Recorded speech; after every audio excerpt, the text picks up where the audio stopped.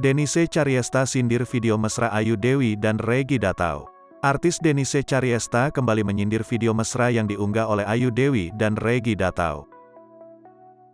Beberapa waktu lalu Ayu Dewi dan Reggy Datau mengunggah video mesra, Denise Cariesta malah menyindir pasangan tersebut.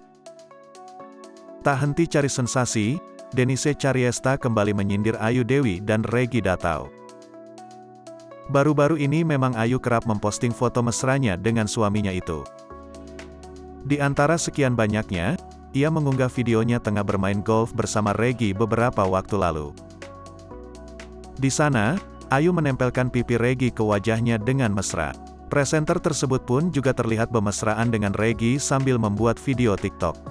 Namun, momen tersebut malah membuat Denise kepanasan. Ia langsung mengomentari sikap Reggy yang datar dan tak berekspresi. "Bu produser cut, itu suaminya kurang ekspresinya, jangan bengong aja," kata Denise Cariesta. "Kalau pas lagi tag istrinya, tolong Reggy, coba senyum tulusnya dikeluarin, yang kemarin gitu loh senyum tulusnya, tolong dibuat ulang lagi ya," ucap dia.